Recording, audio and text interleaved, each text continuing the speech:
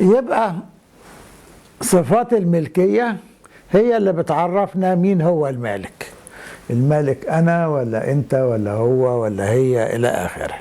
صفات الملكية تخبرنا من هو المالك، وهي كما يلي. من اليسار يعني هنقرأ كده: إذا كان المملوك مذكر: با، بيك، بي، بيف، بيس، بين، بيتين، بو. هنلاحظ هنا ان انا قلت اذا كان المملوك مذكر. ليه؟ لان في الانجليزي ما بتفرقش، هي ماي في كل الحالات، انما في القبط بتفترق، فدول لو المملوك مذكر. وهي بترتيبها السابق تدل على ان المالك هو المتكلم. يعني ايه ترتيبها السابق؟ يعني با اول واحده معناها ان المالك هو المتكلم. بيك تاني واحده المخاطب. بي تالت واحده المخاطبه. وهي بترتيبها السابق تدل على ان المالك هو المتكلم في حاله با، والمخاطب يعني انت في حاله بيك، والمخاطبه يعني انت في حاله بي، وهكذا. يبقى بيف يبقى المالك هو، بيس يبقى الملك هي، بين احنا، بيتين انتم، بو هما.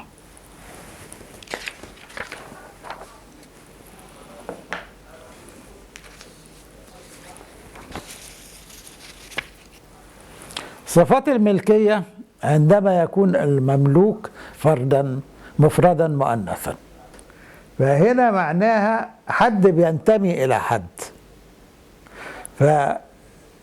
أما أقول أختي أقصد إن أنا هي بتنتمي إلي. فتاسوني كلمة معناها أختي. هنلاحظ إن إحنا قبل كده لما قلنا اسمي قلنا باران اسمي. الاختلاف جه فين؟ جه في حرف البي في المذكر إنه تحول لحرف الطاف في المؤنث. دايما عندنا الته بتعبر عن المفرد المؤنث، والبي بتعبر عن المفرد المذكر. يبقى تاسوني معناها اختي، تكسوني معناها اختك. هنلاحظ في المذكر قلنا بيكران معناها اسمك بالبي، تكسوني بالطاف. يبقى ده الفرق، بس الفرق الوحيد ان احنا استبدلنا البي بطاف اللي هو الت. يبقى تاسوني اختي، تكسوني اختك، تيسوني اختك. لما كنا في كلمة ران، باران اسمي، بيكران اسمك، بيران اسمك. هنكمل بعد كده. احنا قلنا بنتصرف مع الثمان ضمائر الشخصية: أنا، أنت، أنت، بعد كده هو. فبدل ما قلنا دلوقتي أختك تيسوني هنقول أخته، أخته، أخته هو. هنحط الفه اللي بتعبر عن هو، تبقى تيفسوني أخته. وقلنا السين بتعبر عن هي، يبقى تيسوني أختها. وهنلاحظ هنا في 2 سين، 2 حرف سيمة. السيمة اللي موجودة في تيس في صفة الملكية، والسيمة اللي جزء من الكلمة اللي هي سوني أختها. طب إحنا أختنا تنسوني، أختكم تتنسوني، أختهم توسوني. نفس الطريقة بس شلنا حرف البي وحطينا حرف طاف بداله. يبقى صفات الملكية هي كما يلي، وهنقرا من اليسار لليمين. إذا كان المملوك مؤنثا: طا، تيك، تيه، تيف، تيس، تين، تيتين، تو.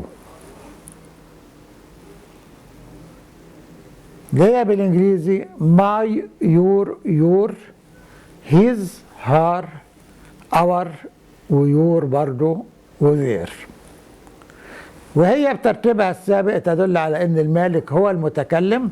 يعني طا بتستخدم لما المالك يبقى هو اللي بيتكلم، انا. ثم المخاطب دي مع تيك. وبعدين المخاطبة مع تي، وهكذا زي ما قلنا قبل كده.